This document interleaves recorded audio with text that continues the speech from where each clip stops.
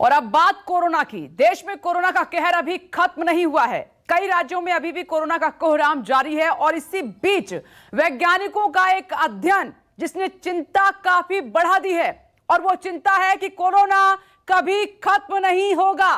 भारतीय आयुर्विज्ञान अनुसंधान परिषद यानी कि आईसीएमआर के वरिष्ठ डॉक्टर समीरन पंडा ने कहा है कि कोरोना कभी खत्म नहीं होगा, देश से कभी खत्म नहीं होगा कोरोना। हमेशा ही कोरोना के केस मिलते रहेंगे, हम सबके बीच में रहेगा। उनकी कही ये बड़ी बातें आपकी टीवी स्क्रीन पर। धीरे धीरे स्थानीय हो जाएगा वायरस, ये इन्फ्लुएंजा की तरह एंडेमिक स्टेज में पहुंच जाएगा। ये कभी कभी कम और कभी ज्यादा, लेकिन हमेशा ही बना रहेगा। इन्फ्लुएंजा की तरह ही जाएगा, ये कोरोना वायरस हो जाएगा, लोगों के बीच हमेशा मौजूद रहेगा। ये उनकी स्टेटमेंट की बड़ी बातें हैं जो हम आपको बता रहे हैं कि कोरोना कहीं जाने वाला नहीं है। कभी कम तो कभी ज्यादा होगा, लेकिन रहेगा हमारे और आपके बीच में ही। जानकारी के मुताबिक चिंता यूं ही नहीं बढ़ी है, बल्कि देश में जिस तरह से लोग अब लापरवाह होते जा रहे हैं उसकी वजह से ही चिंता बढ़ी है। यकीन ना हो तो आप इन तस्वीरों को जरा गौर से देखिएगा। देश के अलग अलग हिस्से जो आपको इस वक्त दिखाई दे रहे हैं, ये तस्वीरें बयां करने के लिए काफी हैं कि लोग किस कदर लापरवाह हो गए हैं। खासकर हिल स्टेशन की बात करें तो वहां पर तो मस्ती खूब कर रहे हैं, कोरोना को भूलकर। सोशल डिस्टेंसिंग नहीं है, मास्क नहीं है। ये तस्वीरें आप देख रहे हैं, लेह हो या धनौल्टी हो, लद्दाख हो, कैंपटी फॉल हो, हिमाचल का मंडी इलाका हो या फिर मनाली, हर जगह लोग गर्मी में मौज मस्ती करने के लिए पहुंचे हैं। लेकिन शायद ये भूल गए हैं कि कोरोना अभी मरा नहीं है, कोरोना अभी गया नहीं है, कोरोना अभी उन्हीं के बीच में है। इसके अलावा दिल्ली का सदर बाजार देख लीजिए, यूपी के वाराणसी और हैदराबाद की तस्वीरें जो आपको हैरान कर रही होंगी, परेशान कर रही होंगी कि ये लोग इतने लापरवाह कैसे हो सकते हैं। जानकार और सरकार के लिए अब ये तस्वीरें चिंता का सबब बनती जा रही हैं लगातार, और इसीलिए बैठकों का दौर भी चल रहा है और इसीलिए लगातार सरकार चेता रही है। अब तो वैज्ञानिक भी चेता रहे हैं और आईसीएमआर की तरफ से यह भी कह दिया गया है कि कोरोना नहीं जाने वाला है, यह हमारे जीवन का एक हिस्सा बन जाएगा, इसीलिए आपको संभलना है। नॉट ओनली यूनाइटेड किंगडम, हम आप लोगों की दृष्टि में यही स्थिति रशिया के संबंध में लाना चाहेंगे, जहां आप देखेंगे कि अब फिर से एक तीसरी पीक नोट की जा रही है। सेकेंड पीक के समय पर जहां पर उन्होंने 28,000 के करीब डेली केसेस आते थे, अभी उस पीक में भी डिस्टिंक्ट एक 23,000 के करीब cases on an average daily Russia में भी नोट किए जा रहे हैं। इसी तरह से इन देशों के साथ साथ अगर हम और देशों को भी एनालाइज करें तो पाते हैं कि बांग्लादेश में भी सिचुएशन ऐसी है कि थर्ड पीक में सेकेंड पीक से भी अधिक केसेस नोट किए गए हैं। ये ना माने कि कोविड खत्म हो गया है, कोविड का खतरा अभी भी हमारे सामने बना हुआ है और जरूरी है कि इसको समझते हुए कोविड सेफ बिहेवियर का पालन हम एक न्यू नॉर्मल के रूप में कंटिन्यूड बेसिस पर अपने जीवन में करते रहें। कई जगह पे अब खुलेआम लापरवाही हो रही है। लापरवाही हो रही है शहरों में, मार्केट्स में, छोटे शहरों में, बड़े शहरों में, और लापरवाही हमारे जो पर्यटन स्थल हैं, टूरिस्ट डेस्टिनेशंस हैं, वहाँ पे खास तरह से, क्योंकि बहुत लोग बाहर से आके वहाँ पहुँचे हैं और रिलैक्स करने के लिए पहुँचे हैं, एक और रिलैक्सेशन का माहौल होता है। पर्टिकुलरली एक नया रिस्क वहाँ दिखाई दे रहा है और इस तरह से मिक्स एंड मिंगलिंग होगी, इस तरह से दूरी घटेगी तो वायरस के लिए एक से दूसरे से चौथे पे पहुँचना आसान हो रहा है, हो गया है, होता रहा है, और हमें इसके बारे में ज़रूर सोचना चाहिए कि ये किस तरह से इसका एक बैलेंस्ड अप्रोच करी जाए। और ऐसे में कई अहम सवाल कोरोना से जुड़े हुए खड़े हो रहे हैं। पहला सवाल यह है कि क्या कभी खत्म नहीं होगा कोरोना? यह क्योंकि आईसीएमआर की तरफ से स्टेटमेंट दी गई है कि कोरोना हम सबके बीच रहेगा, और उसी स्टेटमेंट से यह सवाल उठ रहा है। दूसरा सवाल, क्या तीसरी लहर आ चुकी है? जो अन्य देशों से भी डेटा सामने सरकार की तरफ से रखा गया है। अब तीसरा सवाल, दूसरी लहर से ज्यादा खतरनाक होगी क्या तीसरी लहर? और जिसका अंदाजा लोग अभी तक लगा नहीं पा रहे हैं, लापरवाही का आलम लगातार बरकरार है। चौथा सवाल, तीसरी लहर को रोकने का उपाय क्या है, कैसे हम बच सकते हैं? और पांचवा सवाल अब आपकी टीवी स्क्रीन पर, टीका लगवा चुके लोग तीसरी लहर में कितने सुरक्षित हैं? और इन्हीं तमाम सवालों का जवाब आज हम इस शो में तलाशेंगे। हमारे साथ डॉक्टर्स का एक बड़ा पैनल इस वक्त मौजूद है और उन्हीं से ये सवाल करेंगे, उनके जवाब क्या हैं। और ये देश को जागरूक करने के लिए भी है शो। जो देश के टॉप डॉक्टर्स, बड़े डॉक्टर्स इस वक्त हमारे साथ जुड़े हुए हैं, वो आपको बताएंगे क्या कदम आपको आगे बढ़ाने हैं, कैसे आपको बचना है, और जो लापरवाही आप बरत रहे हैं वो आप पर कितनी भारी पड़ने वाली है। टीवी स्क्रीन पर आप देखिए डॉक्टर उमा कुमार इस वक्त हमारे साथ मौजूद हैं, प्रोफेसर एम्स। मैडम स्वागत है आपका। डॉक्टर BL शेरवाल जी हमारे साथ मौजूद हैं, डायरेक्टर हैं Rajiv Gandhi super speciality hospital के। सर आपका भी बहुत बहुत स्वागत है। डॉक्टर राहुल भार्गव फोर्टिस हॉस्पिटल गुरुग्राम से हमारे साथ मौजूद हैं, और doctor Manoj Kumar senior consultant Max hospital. Sir आपका भी बहुत बहुत स्वागत है। और सबसे पहला सवाल डॉक्टर उमा मैं आपसे ही करना चाहती हूं, ये जो ICMR की तरफ से स्टेटमेंट दी गई है इसने हिला दिया है सभी को। जो लोग अभी तक ये अनजान थे कि कोरोना चला गया है, उनके लिए तो ये बहुत बड़ा झटका है। जो संभले हुए हैं वो तो जानते ही थे इसकी गंभीरता को। अकॉर्डिंग टू ICMR जो वरिष्ठ वहां के डॉक्टर हैं वो बोल रहे हैं कि कोरोना कहीं जाने वाला नहीं है, कम ज्यादा हो सकता है लेकिन ये हिस्सा बन जाएगा। ये बात बिल्कुल ठीक है। देखिए पहले भी पैंडेमिक हुए हैं और जितने भी ये वायरल इन्फेक्शंस हैं वो अपना स्वरूप बदलते रहते हैं इन टर्म्स ऑफ विरुलेंस। उनके बाकी क्लिनिकल कैरेक्टरिस्टिक्स क्या होंगे, सीरियसनेस क्या होगी, ट्रांसमिसिबिलिटी कितनी चेंज होगी, तो वो चेंज होता रहता है। अच्छी बात यह है कि यूजुअली इनकी जो विरुलेंस है यानी कि जो सिवियरिटी है वो over the period of time कम हो जाती है। अभी भी 4 रेस्पिरेटरी वायरसेस हैं जो एंडेमिक हैं, मतलब कि वो स्लोली पॉपुलेशन में ट्रांसमिट होते रहते हैं, लेकिन कोई जैसे आप देख रहे हैं पीक्स आ रही हैं, जैसे सर्जेस आ रही हैं इन्फेक्शन की, अभी कोरोना की, वो चीज देखने को नहीं मिल रही। तो ये कोरोना तो रहने वाला है, लेकिन जो हम अभी इसको कंट्रोल करने की इसलिए जरूरत है क्योंकि बहुत ज्यादा नंबर्स हैं और ये बहुत जल्दी जल्दी म्यूटेट हो रहा है वायरस, और हर बार एक नए कैरेक्टरिस्टिक्स के साथ आ रहा है। चाहे वो प्रेजेंटेशन हो, आपने देखा पहले वेव में सिर्फ फीवर हो रहा था लोगों को और उनको ड्राई कॉफ हो रहा था, सांस फूल रही थी, और सेकेंड वाले वेव में आपने देखा कि लोगों को GI सिम्टम्स हो रहे थे, यानी कि डायरिया हो रहा था, वॉमिटिंग हो रही थी, ये भी बहुत प्रीडोमिनेंटली मिला। तो इसलिए बहुत जरूरी हो जाता है लोगों का कि वो पूरी सावधानियां बरतें और पीक को आने से रोके, क्योंकि जो हमारा हेल्थ इंफ्रास्ट्रक्चर है वो देखा कि सेकंड पीक के दौरान चरमराया, और थर्ड वेव आप कितनी भी तैयारियां कर लें, आपको क्या पता कि वो कितनी सीरियस होने वाली है अपने हमारे देश की पॉपुलेशन को देखते हुए। तो इसलिए बहुत ये ठीक है, ये परसिस्ट करेगा, स्लोली पॉपुलेशन में ट्रांसमिट होता रहेगा, लेकिन जैसे हम आज जी रहे हैं जो दूसरे वायरसेस और इन्फेक्शन के साथ, तो वो मैनेजेबल होगा। तो इसलिए मैं कहूंगी कि जो कोविड अप्रोप्रिएट बिहेवियर जिसकी हम बात करते हैं इतने दिनों से, वो सबको बहुत सीरियसली फॉलो करना चाहिए। और जितने भी ये क्लस्टर्स हो रहे हैं, जो लोग इकट्ठे हो रहे हैं, चाहे वो सोशल रीजन हो, रिलीजियस रीजन्स हो, उसके लिए खुद अपनी तरफ से इकट्ठे ना हो और सरकारों का वेट ना करें कि कोई बहुत ही कड़ा कदम और पनिशमेंट वाली पॉलिसी आएगी और उसके बाद ही सब घर में बैठेंगे। तो सबको बहुत जिम्मेदार होने की जरूरत है। बिल्कुल मैडम, आपने सही कहा। और डॉक्टर मनोज कुमार, जो डॉक्टर समीरन ने कहा है वो बहुत चिंताजनक है सर, मामूली बात नहीं है। ये लोग कुछ समझ नहीं पा रहे हैं, जो भी मस्ती के मूड में हैं और सब कुछ भूल कर बैठे हैं, उनके लिए बहुत जरूरी है कि वो समझ जाएं। डॉक्टर समीरन कह रहे हैं कि इन्फ्लुएंजा की तरह ही हो जाएगा ये वायरस। जी, मैं आपको विपनेश जी बताऊं, जैसे डॉक्टर उमा ने बताया कि ये ICMR का ही नहीं, नेचर जर्नल ने करीब 100 इम्यूनोलॉजिस्ट, वायरोलॉजिस्ट और इन्फेक्शियस डिजीज एक्सपर्ट से जो क्वेश्चन किया कि क्या ये जो वायरस पैंडेमिक है, कोविड-19 पैंडेमिक, वो खत्म हो जाएगा, तो 90% लोगों ने ये रिस्पॉन्ड किया कि ये परसिस्ट करेगा। परसिस्ट करने की बात इसलिए समझ में आती है कि देखिए एक तो एंडलेस चेन है म्यूटेशंस का, alpha, beta, delta, delta plus, lambda, epsilon, kappa, इतने सारे वेरिएंट्स आ रहे हैं, और इस तरीके से हर वेरिएंट्स जो है एक तरह समझिए नए वायरस की तरह बिहेव करता है। कभी विरुलेंस बढ़ जाती है, कभी इसकी ट्रांसमिसिबिलिटी बढ़ जाती है।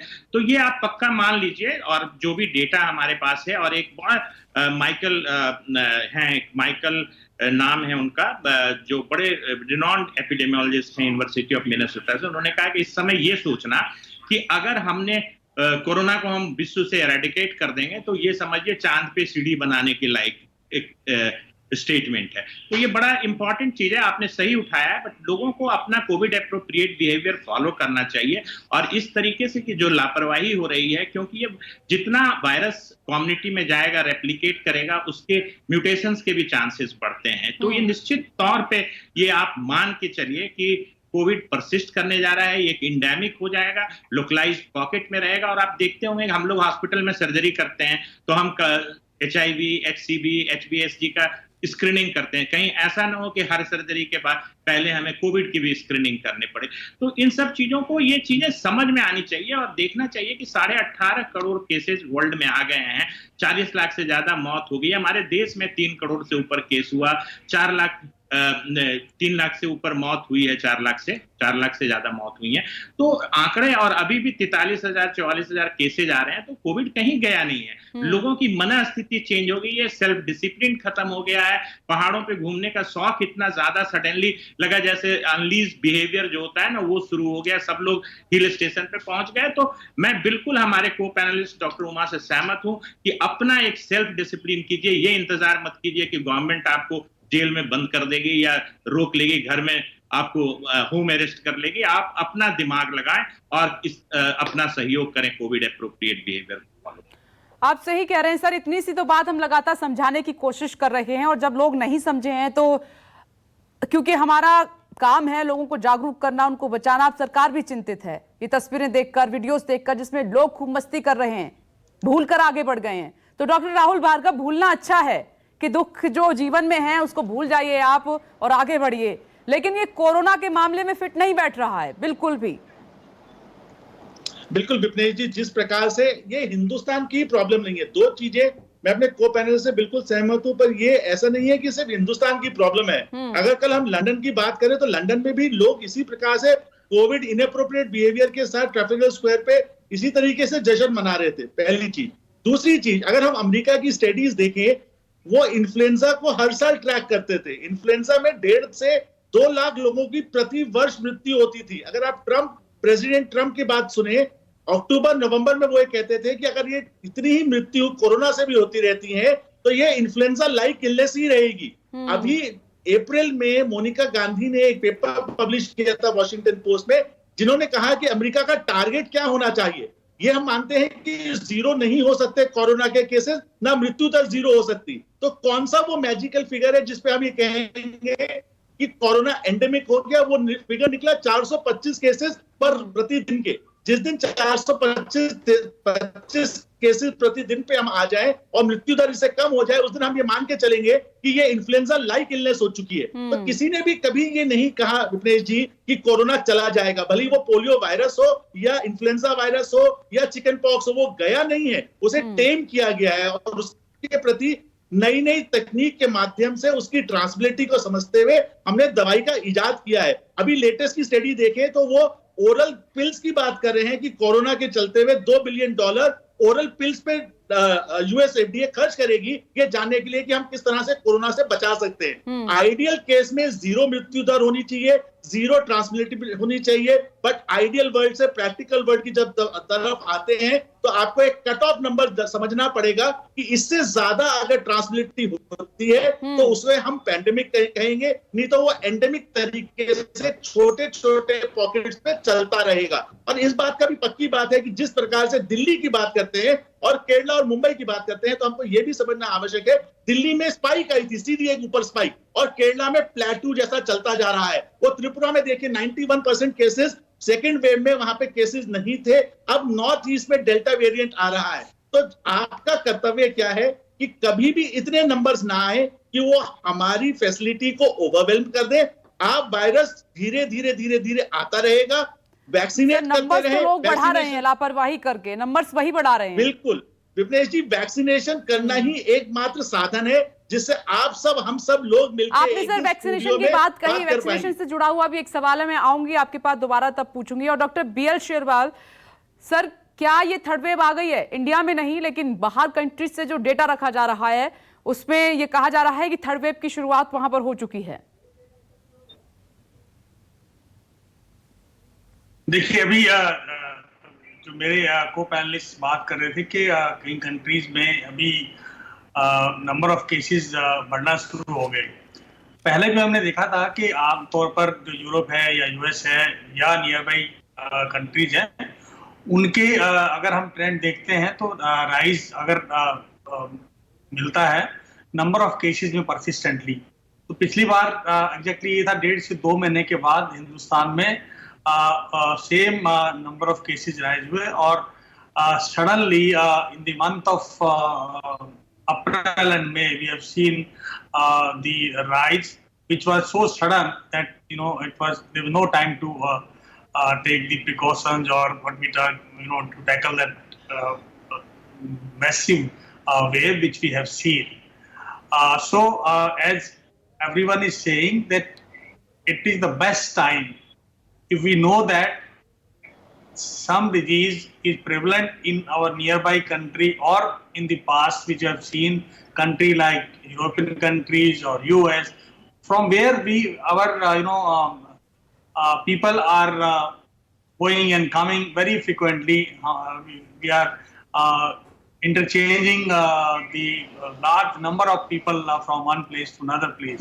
So we are indirectly inviting the newer mutant strains from one region to another, and if we have the time to see that, because in the second wave, what mistake everyone has done, that in India we were presuming that we have tackled the COVID, and we are Indian population, we are different, and we have resistant because of the infectious disease like tuberculosis or other. So that is why we have won the over COVID.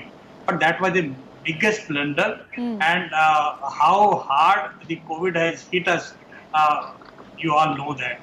So I think now it is the time to really pull our shoes and get ready, because if we the first thing should be that we should prevent it. Exactly. And prevention is by only simple thing is it is in the hands of the population at the large, which you have seen in the hill areas or in the markets.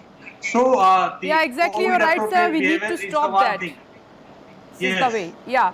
मैं आ रही हूँ sir वापस, और doctor Uma Kumar, एक बार फिर से मैं madam आपके पास आती हूँ, क्योंकि ठीक है डॉक्टर BS शिरवाल जी, सर हमारे साथ हिंदी भाषी लोग भी गाँव से ज़्यादा जुड़े हुए हैं, तो हम ये बात समझ रहे हैं। मैं चाहूँगी, रिक्वेस्ट है कि थोड़ा सा हम हिंदी में भी बात करें ताकि वो लोग भी समझ पाएँ।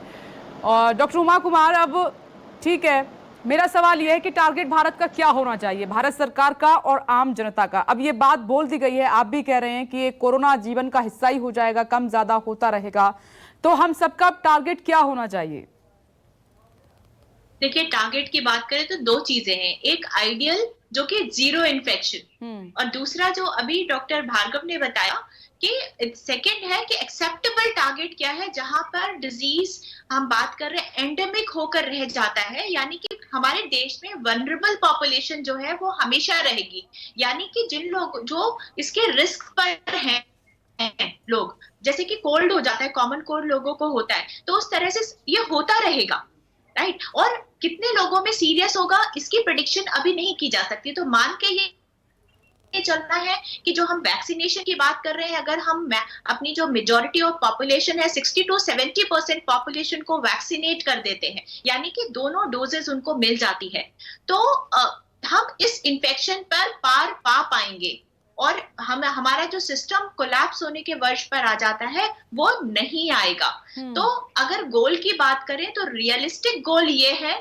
कि हमें जो इसका इन्फेक्शन का दर है, जो R0 फैक्टर है, वो should be much below 1, right. तो तभी ये कंट्रोल हो पाएगा।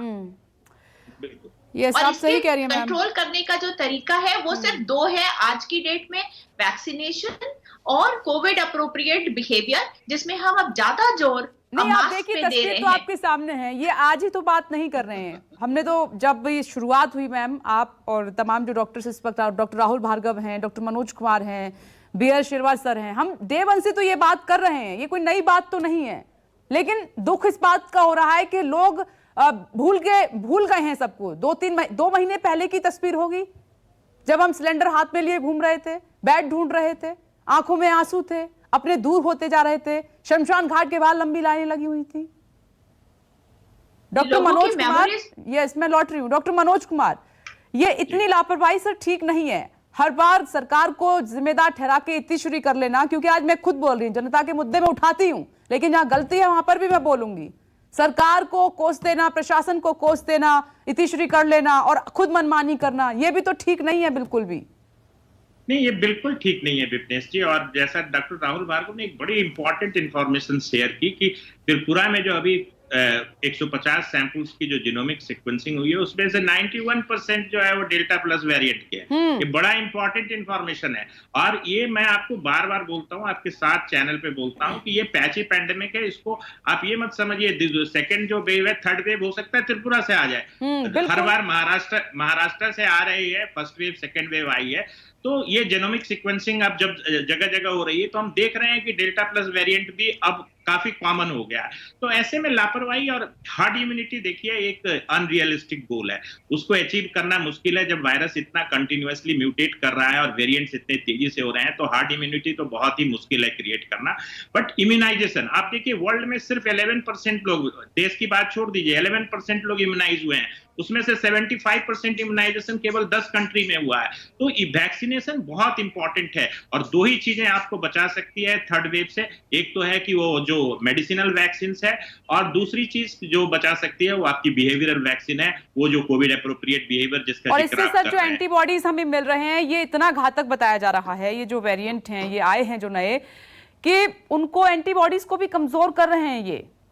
जी, अभी यहीं का डेटा है कि कोविशील्ड के दोनों डोज लगने के बाद भी 16% लोगों में न्यूट्रलाइजिंग एंटीबॉडी नहीं थी। ठीक है, एंटीबॉडीज के साथ साथ कुछ सेल मीडिएटेड इम्यूनिटी भी होती है, वो आपको प्रोटेक्ट करेगी वायरस से। बट डेफिनेटली ये जो वायरस का नया वेरिएंट है वो एंटीबॉडी को इवेड कर रहा है। और खास करके जो हमने एक कॉकटेल जो मोनोक्लोनल एंटीबॉडीज का बनाया था, जो कि काफी कारगर सिद्ध हो रहा था, वो बेकार हो जाएगा।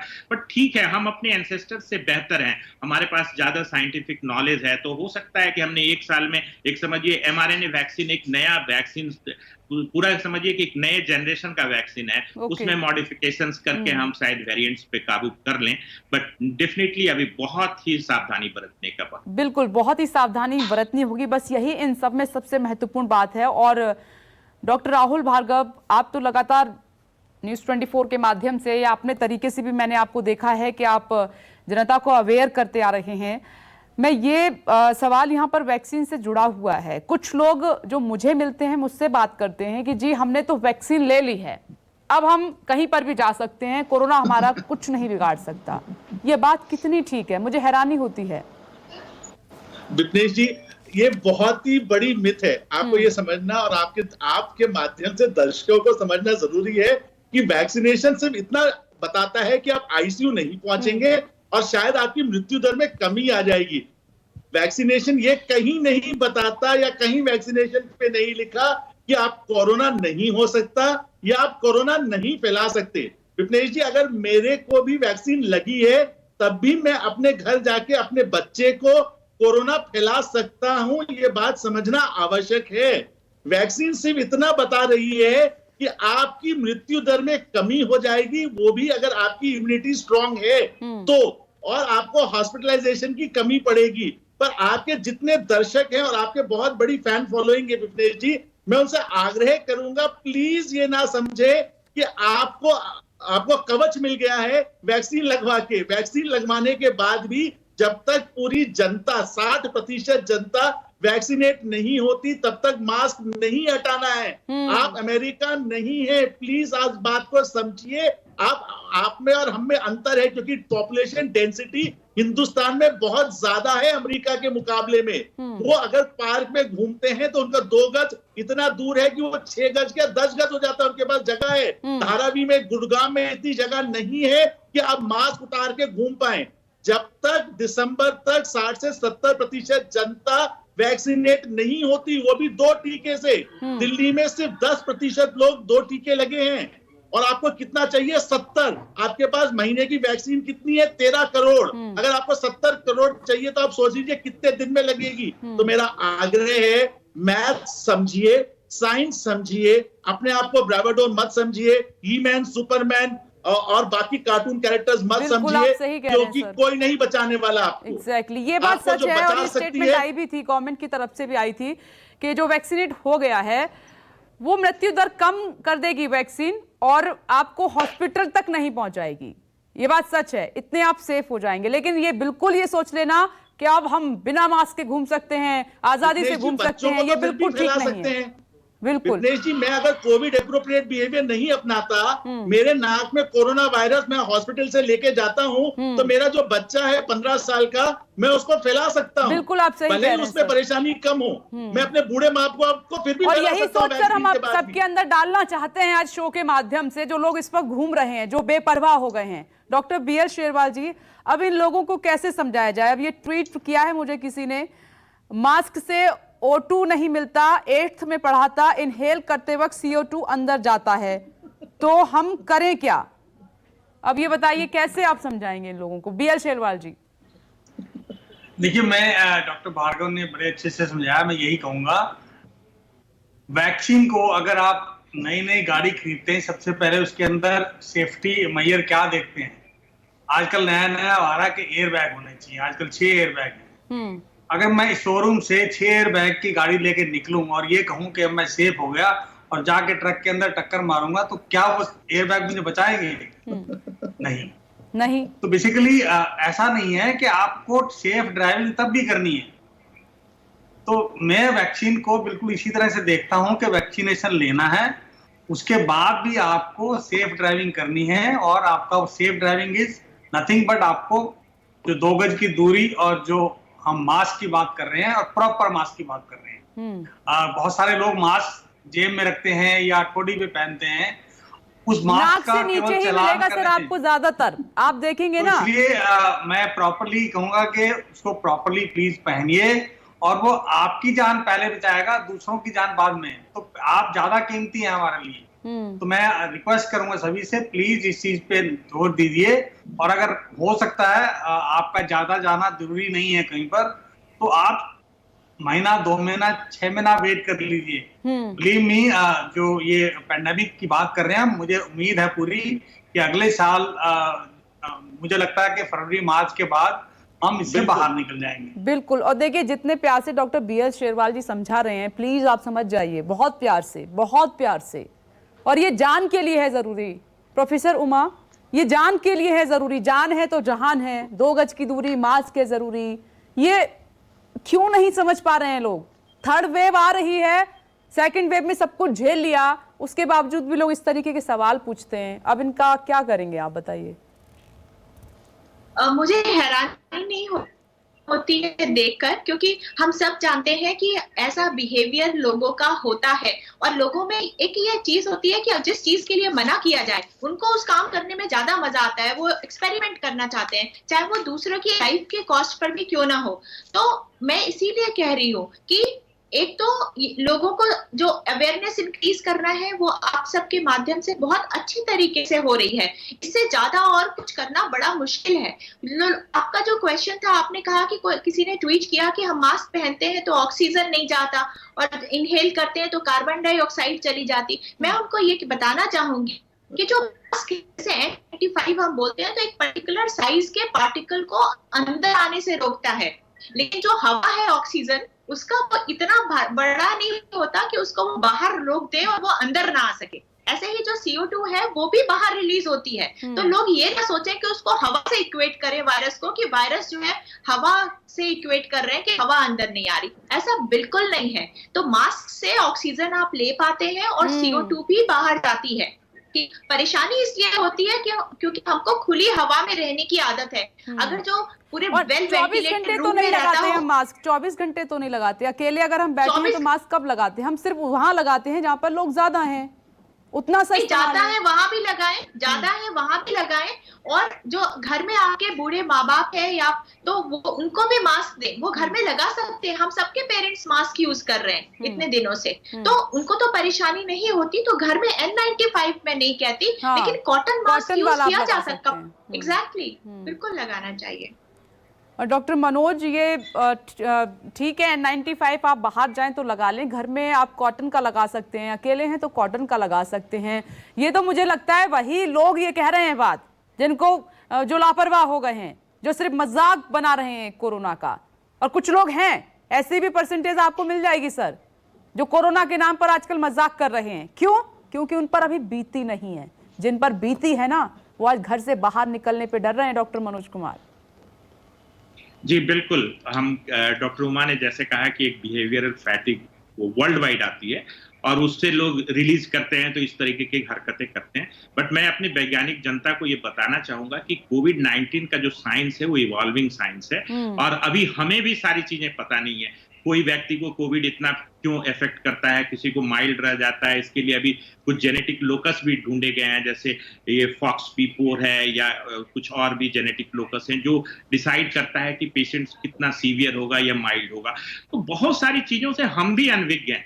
तो हमें नहीं, मुझे क्या लग रहा है डॉक्टर मनोज कुमार, ये म्यूटेशन को नहीं समझ पा रही है जनता, मुझे ऐसा लग रहा है। नहीं, जनता सब समझ रही है, जनता सब समझ रही है और आप लोग भी काफी हेल्प कर रहे हैं और हम लोग भी बैठ के समझाने की कोशिश कर रहे हैं। बट मैंने कहा ना, एक फैटिक बिहेवियर और एक एरोगेंट बिहेवियर कहूंगा मैं उन लोगों को जो ये नहीं सुन पा रहे हैं और समझ पा रहे हैं।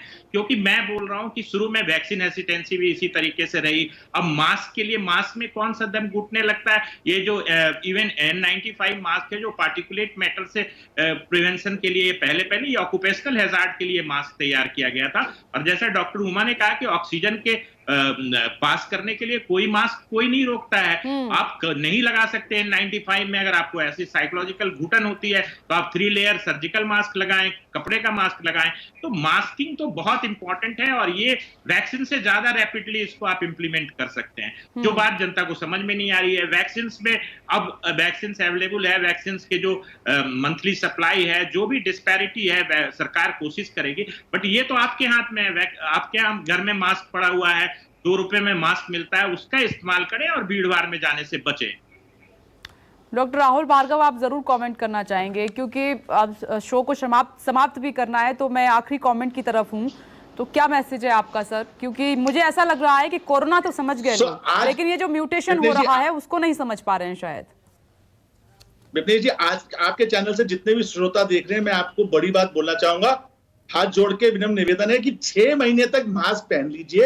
जब तक वैक्सीनेशन का हथियार, जिसे हम एयर पायलट फाइटर पायलट्स कहते हैं, वो अपनी डिप्लॉय कर देंगे, वैक्सीनेशन हो जाएगी जनता को। आप 6 महीने बाद, आज के बाद मास्क के बिना कैंपटी फॉल जाना हो, लोनावाला जाना हो, खंडाला जाना हो, कहीं भी चले जाइएगा। 6 महीने, आज से 6 महीने पेशेंटली वेट कर लीजिए ताकि हम तीसरी वेव को हरा पाए। क्योंकि जितनी वेव आती है, हर साल हर वेव के साथ में देश 5 साल पीछे हो जाता है। तो आपको देश के लिए, अपने लिए, सोसाइटी के लिए और अपने परिजनों के लिए सोच के कोविड एप्रोप्रिएट बिहेवियर 6 महीने के लिए पालन कर लीजिए। हम सब मिलके एक दिन बिना मास्क के मिलेंगे और जरूर मिलेंगे। 6 मंथ, 6 महीने मास्क लगा लीजिए, सोशल डिस्टेंसिंग का पालन कर लीजिए, उसके बाद आपको मास्क लगाने की जरूरत नहीं होगी क्योंकि इन 6 महीने में हम 3rd वेव को कंट्रोल कर लेंगे। डॉक्टर BL शेरवाल जी, सर आपका आखिरी कमेंट मैं चाहती हूँ इस पर। देखिए, मैं यही कहूंगा कि जो भी डॉक्टर भार्गव ने कहा है कि मैं उसी को स्ट्रेस करूंगा, प्लीज मास्क पहनिए और वैक्सीन अपने टाइम आने पे वैक्सीन लगाएं और 2 डोज लगवाएं। प्लीज वैक्सीन और मास्क, केवल यही याद रखिए, हम कोविड पे अपने आप विजय पालेंगे। अब इससे ज्यादा और कुछ नहीं हो सकता। इस शो में हमने बहुत डिटेल में देश की जनता को जागरूक किया है। और प्लीज जितने भी दर्शक इस वक्त News 24 देख रहे थे और जो अभी जुड़े, प्लीज कुछ नहीं करना है, 6 महीने तक और सतर्क हो जाइए। 3rd वेव रुक जाएगी, कितना भी म्यूटेशन हो हम रोक लेंगे। 2 गज की दूरी, मास्क है जरूरी, जिंदगी है तो जहान है, बस इतना सा याद रखिए। आप सभी का बहुत बहुत शुक्रिया, ये चर्चा बहुत अच्छी रही और उम्मीद करते हैं कि देश की जनता News 24 के माध्यम से जागरूक भी हो रही होगी। नमस्कार।